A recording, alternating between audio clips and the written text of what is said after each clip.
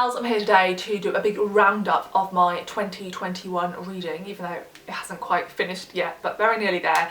And I'm going to be doing the book Postscript tag, which I was very kindly tagged in by Jill over at the Book Bully.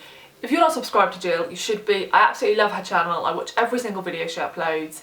I'm really interested in the books that she reads, but also just the way she talks about books. She's really funny and very insightful, so definitely go and check her channel out and subscribe if you are not already. She also has a wonderful cat, so, you know, why would you not want to watch a channel where there is cat content as well as book content? So, this is a tag where there's like 10 questions, I think, that are centred around your reading in the year, and I think it's a good way to talk about some books that wouldn't perhaps make it to like my best or worst books of the year, so I can talk about some different ones. And yeah, I think this is a good tag. Like, I've had fun thinking of the questions, like answers to the questions, and to be fair, I haven't even thought about all my answers, so I might have to do some of this on the spot. But the first question, also before I carry on, my next door neighbours have, I think, the radio on pretty loudly, so I apologise if you can hear that, but I'm hoping that my lovely voice is drowning them out. So the first question is, what is the longest book you read this year and the book that took you the longest to finish? I have two different books to answer this question. So I just had a quick skim through the books I've read this year, and I was a bit disappointed because I usually, or historically, have read a decent amount of longer books. I would probably view a longer book being sort of over 500 pages. I tend to read a lot of books sort of between 350 and 400 and 500, and I'm comfortable with that. But in previous years I've read more fantasy, and they tend to be longer books, as you may know. But this year I didn't read much fantasy, and if I did, they were sort of shorter. So the longest book I actually read is Bad Heroines by Emily M. Danforth, which was 650 pages, and it is quite a chunky book.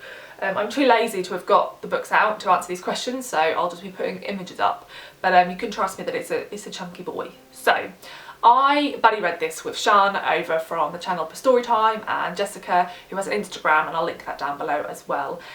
We read this across, I think, 6 or 7 days, and that's because we were all going to the event hosted by Gaze the Word Bookshop, and so we wanted to make sure we finished the book in time for that. It was a really good book to read as a buddy read because it's a book that allows for like guessing, which is something I always enjoy doing with a buddy read, and I found this really easy to read in those sort of 6 or 7 days. If you don't know, this is the author's second novel, her first one being The Miseducation of Cameron Post, which is a YA novel, probably my favourite YA novel. I highly recommend it. And this is her first adult novel. And it is a bit of a blend of a book. It has, I think, sort of 3 time points. One of them, I can't remember the exact date, but like the early 1900s, is set at a boarding school for girls called Brookhaunts. And we find out that 2 young girls have died in a rather horrible fashion, in that they were stung to death by loads of wasps when they sort of tripped across a wasp's nest. And you find out that a book was found near their bodies, and that book then sort of passed around the boarding school, and lots of sort of freak accidents happened where the book was. And so the school was then closed down, so you follow that storyline. You also follow 2 of the teachers in the sort of years following that, who are in a queer relationship. And then you also follow 3 contemporary characters, one of whom is an author, and she wrote a book about the history of that school and those women because she has family connections, sort of access to more information than like the average person would have. And then 2 actresses who are being cast in the roles for this film.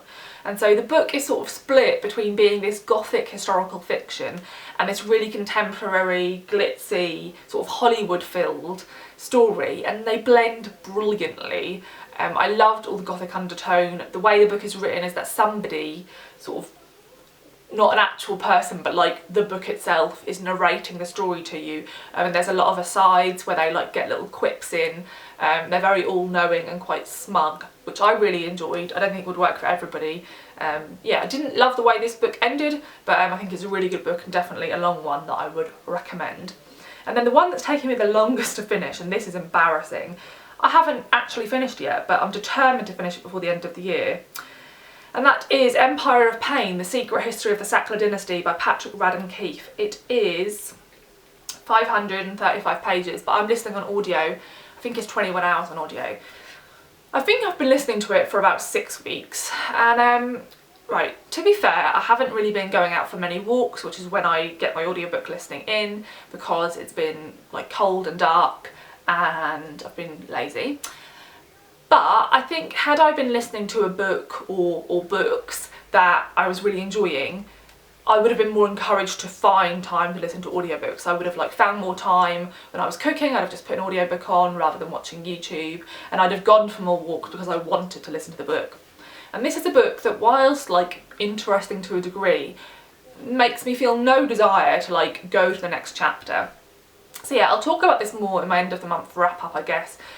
Yeah, I feel a bit, I DNF'd his first book, which I was trying on audio, more just because I felt like I wasn't following all the characters via audio very well. But yeah, I just feel like he's clearly incredibly good at his research. He puts all this information on the page well.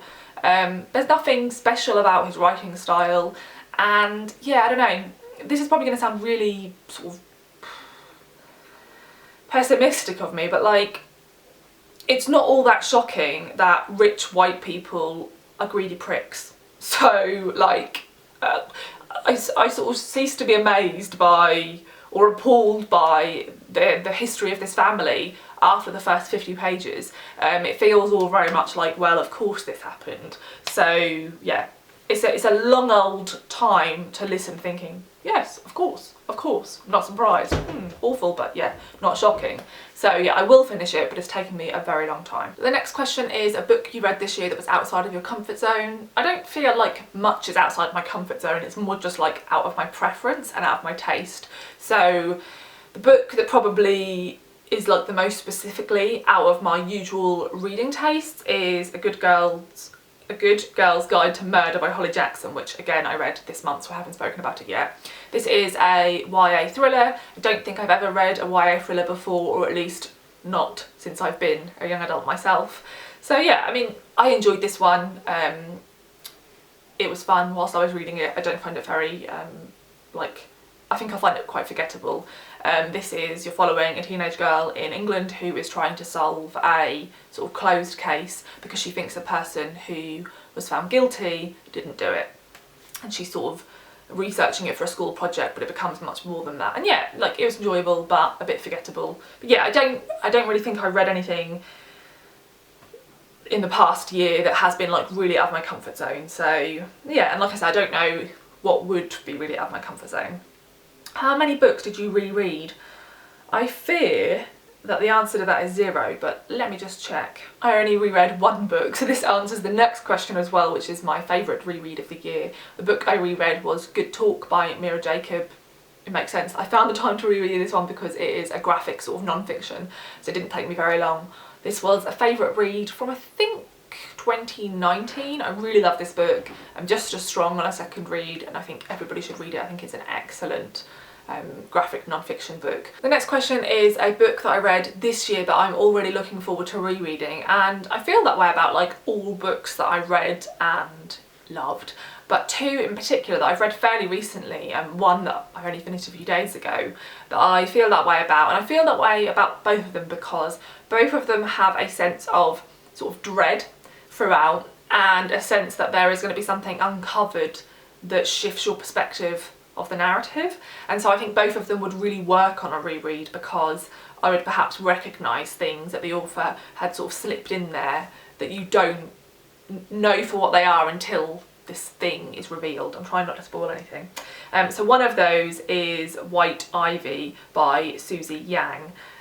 Absolutely brilliant book, phenomenally well written, just perfection in prose, and yeah, I really loved watching the unfolding of this woman's life, and I would read it again in a heartbeat. And then the one I just finished, which I need to take back to the library because there's a really long hold list for it, is The Paper Palace by Miranda Cowley Heller. And this is a book that's set across one day but also across the protagonist's whole life. So it opens with her waking up one morning and remembering the night before she cheated on her husband by having sex with her best friend, and he's been her best friend since they were children.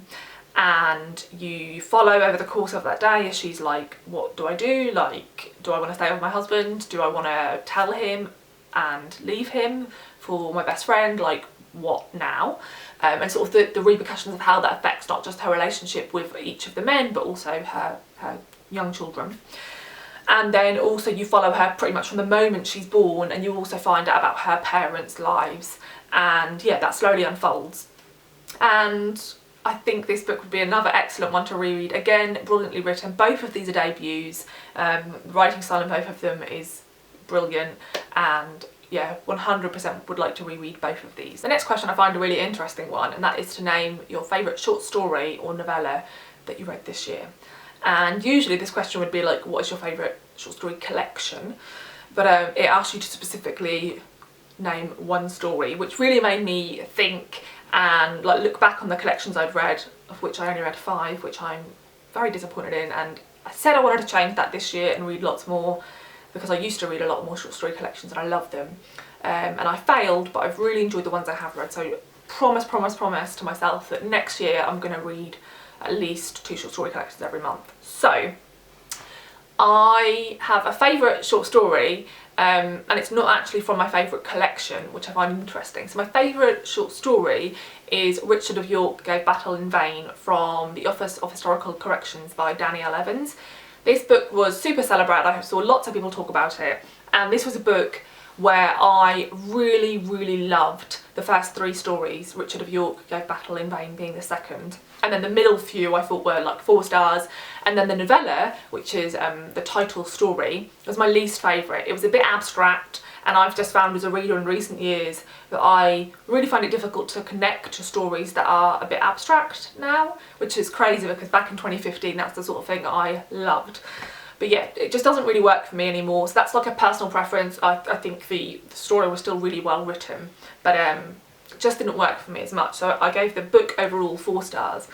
But Richard of York Gave Battle in Vain I thought was spectacular. I mean, Danielle Evans is one of those writers where I really struggle to describe her writing style other than saying it's just sheer perfection, so crisp, you feel like no word shouldn't be there, like it's just trimmed down to the essentials, and it gets across so much with, yeah, she's a phenomenal writer.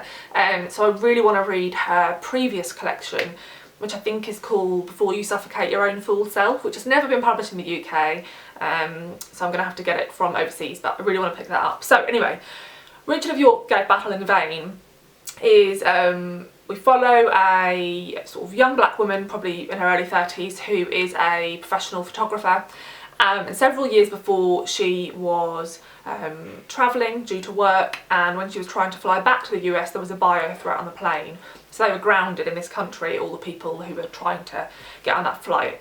And she sort of spent this time period when they were grounded with this white American man who was around her age, and they became friends. Nothing more than that ever happened.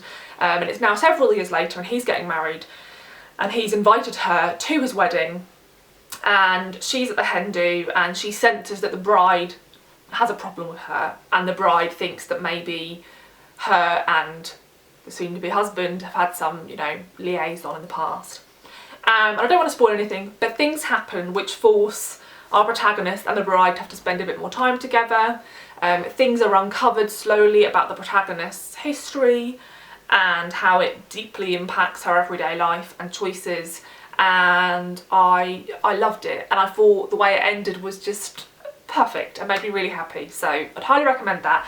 But my favourite collection overall, which isn't the question, but I'm just going to give this as a little bonus because I think more people should be reading it, is The Beadworkers by Beth Piatote. I thought it was excellent and I think you should pick it up if you haven't already. So the next one is for Mass Appeal, a book you read that you would recommend to a wide variety of readers, and that is We Are All Birds of Uganda by Hafsa Sayan. I read this back in January and I meant to do a standalone review for it because I thought it was excellent and I really wanted more people to pick it up, but I never got around to it because I'm very unorganised. So yeah, I thought I'd take this opportunity to take a bit more time to recommend it because it really is excellent. It's a debut novel that really doesn't feel like a debut. It's very successful, very well written, and it is a book that's split across 2 characters 2 locations and 2 timelines, which is something I really love. So it is set in, I think, 1960s? Yes, 1960s Uganda. We follow Hassan, who has recently sort of remarried because his wife has passed away, but he is still writing letters to his deceased wife, and you are reading those letters. And he's rebuilding his family's life, but this is in the wake of the Idi Amin rule, when Asian Ugandans were being forced to flee Uganda and leave all of their wealth and possessions behind. And you follow him and his family as they come to terms, or in some cases don't come to terms with that, and how they decide to act. And then we're also following, let me double check his name, Samir, who is a much younger character. He is a really successful lawyer in London, and he goes back to visit his family in, I think, Leeds, although I'm going to be annoyed with myself if I'm wrong. And when he goes back to visit his family, there's a lot of expectations. They're not really happy with him, that they expect him to take over the family business. He doesn't want to. One of his friends has been in this really tragic incident, which has left him really changed. And all this stuff is putting a lot of pressure on Samir and just making him question a lot. And so he decides to travel to Uganda and to try and sort of find himself through finding his family's history, because he is a descendant of Hassan from the first section. And it's brilliant. It is a book that I found a really interesting commentary on the blurred lines between Black Ugandans and Asian Ugandans, and the sort of class and race differences that were created by the legacy of the British Empire, and how once the British Empire sort of pulled out of Uganda, we left all this conflict behind for these people, and how decisions that were made back in the 1960s have had profound effects on people still living in Uganda now, people who fled Uganda, and how there's still all these this entanglement in terms of what people believe is owed to them, what they believe they own. Yeah, and I thought it was brilliantly written. I really liked the way it ended, and I really enjoyed all the characters. So I think, yeah, I think most readers would really enjoy this book. It has a great character development, great family drama, great descriptions, beautifully written, and it's about a period of history that some people might not know a lot about, but it writes about it in a way that's really accessible. So yeah, highly recommend this one. And then on the flip side of that question, the next question is specialised appeal, a book you like but would be hesitant to recommend just anyone. And I don't really feel that way about any of the books I've read, in that I think there's people out there who would enjoy them all, but I guess the book I read that's the most like niche and specific, and I think I'd be hesitant to recommend to people just based on the sheer amount of trigger warnings, it's a very difficult read, would be Seven Fallen Feathers, Racism, Death and Hard Truths in a Northern City by Tanya Talaga. I thought this was a really successful book, but yeah, it's a very specific and an upsetting story. So I'm going to read a bit of the blurb because it'll do a much better job than I can at explaining this. In 1966, 12-year-old Cheney Wenjack froze to death on the railway tracks after running away from residential school. An inquest was called and 4 recommendations were made to prevent another tragedy. None of those recommendations were applied. More than a quarter of a century later, from 2000 to 2011, 7 Indigenous high school students died in Thunder Bay, Ontario. The 7 were hundreds of miles away from their families, forced to leave home and live in a foreign and unwelcoming city. And it says, using a sweeping narrative focusing on the lives of the students, award-winning investigative journalist Tanya Talaga delves into the history of the small northern city that has come to manifest Canada's long struggle with human rights violations against Indigenous communities. So yeah, this is a non-fiction book that's, I guess, a blend of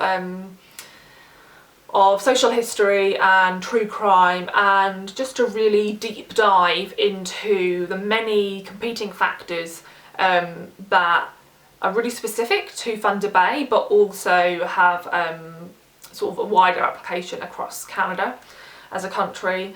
and she writes beautifully, so I found this book very accessible in its writing style. It has an element of narrative non-fiction, which is something I don't usually enjoy, but I think worked when applied to this book. And so I think people would find it easy to read in that it's not complexly written for a non-fiction, but it's very upsetting, and like I said, it's also about a very specific location and case, and you get to know sort of the nuances of all these small like jobs created in the area because of what happened, and some of this stuff might not be applicable to other areas, so it's fairly niche, but I would really recommend it if you think it's something you can read. And then the last sort of bookish question is to reflect on your year as a bookish content creator, sort of like good and bad memories and favourite videos. Well, I have been doing this now for nearly 9 years. It'll be 9 years in January, which is crazy, and I've never been that happy with my content. And what I mean by that is I really enjoy inhabiting this space as both a content creator, but probably mainly as a content consumer. I subscribe to an insane amount of booktube. I watch I've never spoken to anybody who I know from booktube who is subscribed to as many channels as I am and watches as many hours of booktube a day as I do. It's probably why I don't get as much reading done. I love hearing people talk about books. Even if they read different stuff to me, I just really like hearing how people talk about books and yeah, what factor books are in their lives. So yeah, so I really enjoy being a part of this community, but I work full time in a fairly stressful job, and I am somebody who needs a lot of like time to recharge, like in the way like an introverted person does, and so I sometimes struggle to find the time. I would love to be somebody who can do 2 weeks consistently every week. I say it to myself every month, this is what you're going to do, and I fail every month. And yeah, and I also have so many video ideas that I want to do that I never make the time for. So I have started sort of listing those down and like writing an action plan of like what steps I need to take in order to be able to do those videos. So I think this has been a mediocre year for me, and it's probably been one of my least successful years as a content creator actually, because I feel like a lot of my videos have just been like wrap-ups, reviews, library book hauls. I don't feel like there's been much else like sprinkled within that, which is not something I'm that happy with, but it's something I'm very aware of, and like I say, I have lots of plans to change that. So yeah, not great, but it's not something I'm like miserable about, you know, so that's fine. And the next question is, who do you tag? And I'm going to tag 3 of my favourite like long-term channels. These are channels I've watched for many years and loved for many years and click on every video they upload, and that is Sabrina over at Bookish Sabrina, Harriet over at Harriet Rosie, and Rincey over at Rincey Reads. If you enjoy my content and you like about the type of books I talk about and you're not subscribed to the 3 of them, you're mad, you should be. So go and check out their channels and subscribe if you're not already. So yeah, I'm really glad I did this video. Thank you, Jill, for tagging me. I'm enjoying watching other people's uploads of this because I think it's lots of interesting questions. And yeah, I will link all the details and all the books and any channels I mentioned down below. I hope if you celebrate Christmas, you had a great Christmas, or at least it was manageable. I find Christmas a very stressful time, and it's more like a day I try and survive rather than enjoy. I survived, 3 cheers. And Johnny and I got an excessive amount of new board games, so I don't go back to work until the 4th of January. So my plan is to play a ridiculous amount of board games, obviously read lots, eat lots, and hopefully film lots of content for the channel. So yeah, that's the plan. So I will hopefully see you very soon, perhaps even tomorrow, who knows. Yeah, and let me know your answers to these questions. If you don't have a channel and don't plan on doing a video, I would love to hear them down below. Thanks for watching. Bye.